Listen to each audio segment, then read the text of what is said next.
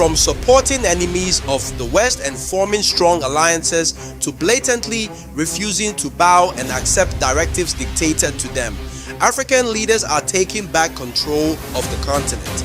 A new crop of young leaders is rising. They are confident, charismatic, and unwavering. But will the West give up so easily?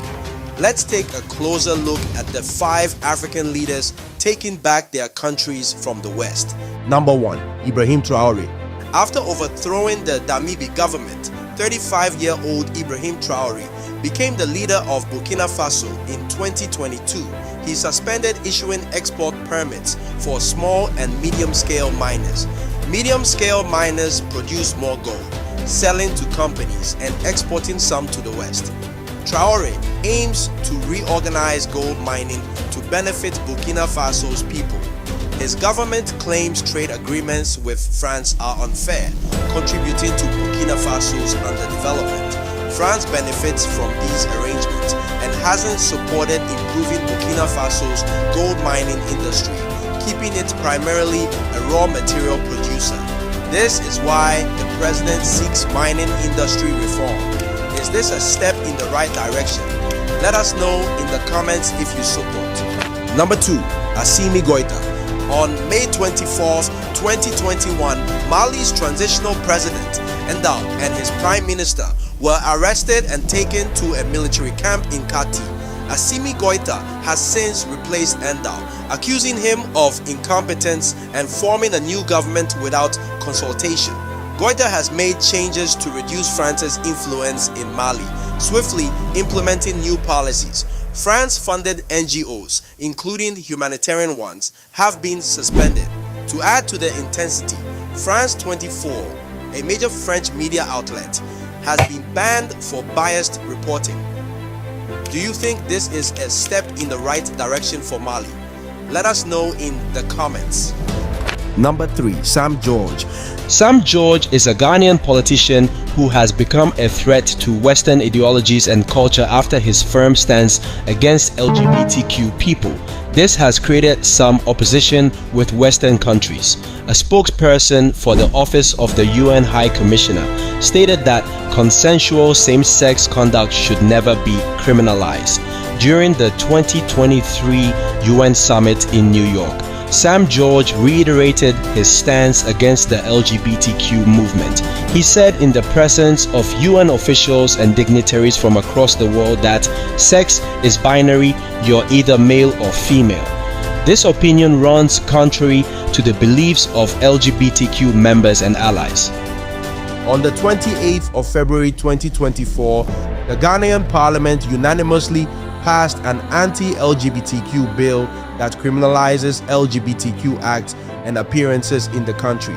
George, the most prominent face of the anti-LGBTQ movement in Ghana, has also dared the West that if they should place sanctions on Ghana as a form of punishment for the passage of the anti-LGBTQ bill, the Ghanaian government will also take actions against Western business interests in Ghana. Sam George's actions have proven his resolve to take back Western culture and influence from Ghana. Will the West be affected in the long run, or will Ghana rescind its decision? Is Sam George truly helping to maintain long-held African beliefs, customs, and culture? Number 4. Isaias Afwerki. Afwerki has gone against the West by standing with Russia in the ongoing Russia-Ukraine war. In a UN meeting held to discuss the Russian-Ukraine war, Eritrea voted no to the resolution that condemned the Russian invasion of Ukraine.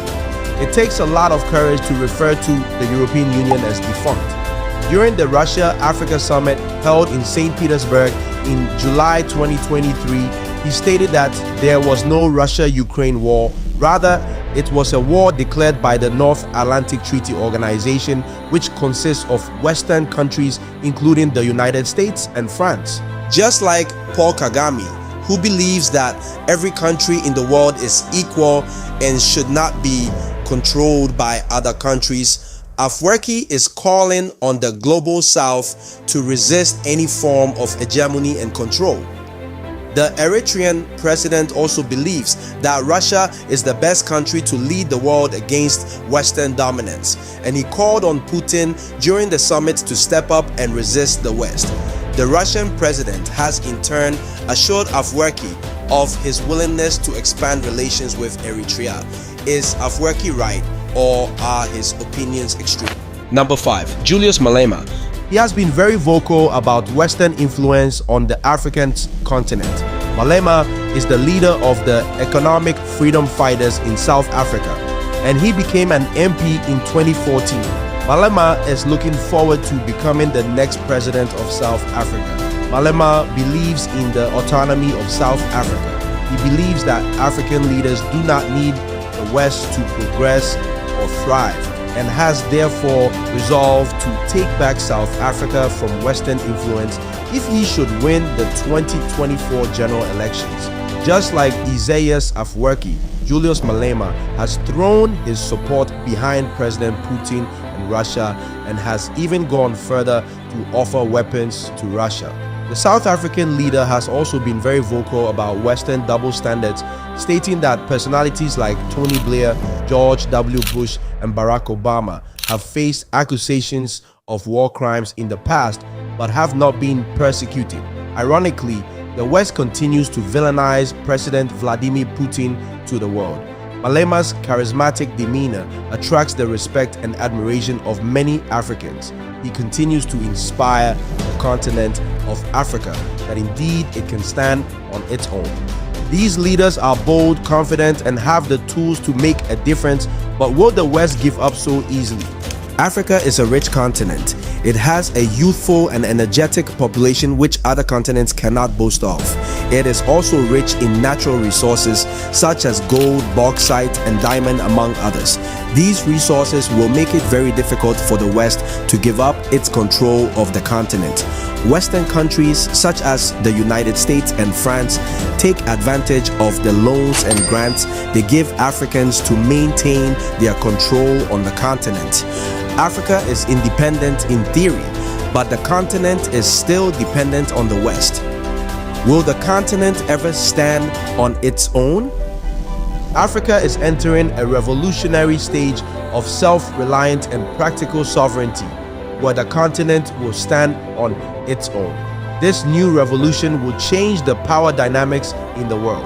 The countries that Africa chooses to form relations with will have an upper hand, and the West may not be completely excited about it. Africa will benefit from its self-reliance, but it may come at a cost to it. The continent needs to be strategic about the countries it chooses to form alliances with. But no matter the outcome, Africa must stand on its own because it will be for its own good. Do you agree?